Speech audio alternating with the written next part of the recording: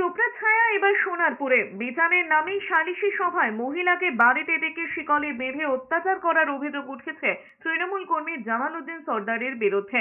ঘটনায় চাঞ্চল্য ছড়িয়েছে সোনারপুর থানার প্রতাপনগর এলাকায়। নির্যাতিতা মহিলার অভিযোগ, থানায় জানিয়েও কোনো কাজ হয়নি। বিজেপি মহিলা মোর্চায় অভিযোগ করার পর মঙ্গলবার ওই নির্যাতিতার বাড়িতে যান বিজেপি নেত্রী অগ্নিমিত্রা পল। সোনারপুর থানায় গিয়েও কথা বলেন তিনি, যদিও সমস্ত অভিযোগ অস্বীকার করেছেন অভিযুক্ত তৃণমূল নেতা জামাল উদ্দিন সর্দার।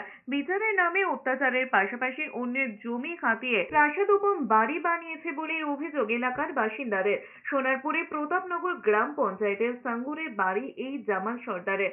কোনো কাজ না করে কি করে এই প্রাসাদোপম বাড়ি বানালেন সেই প্রশ্নই এলাকাবাসীর। এলাকায় জমি জমা কেনাবেচা বা এলাকায় দাম্পত্য কলহ থেকে পারিবারিক সমস্যা, সবকিছুর সমাধান জামাল ছাড়া হয় না।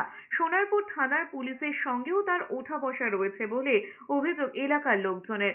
এই ভয় দেখিয়েই এলাকায় দাপিয়ে বেড়াতো জামাল। বাড়িতে বসতো সালিশি সভা, সেখানেই চলতো বিচার। তার কঠোর শাস্তির দাবিতে ইতিমধ্যেই সরব হয়েছেন এলাকার লোকজন।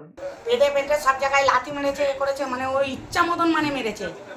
কাউকে ঠেকাতে দিচ্ছে না। আমার ছেলেরও দাঁড়িয়ে আছে আতঙ্ক ভয়ে, ওরা ঠেকাতে পারছে না। আমার ছেলে পাশে বসে ছিল, উঠে পালিয়েছে। আমার স্বামীকেও ঠেকাতে দিচ্ছে না, স্বামীকেও মারতে যাচ্ছে।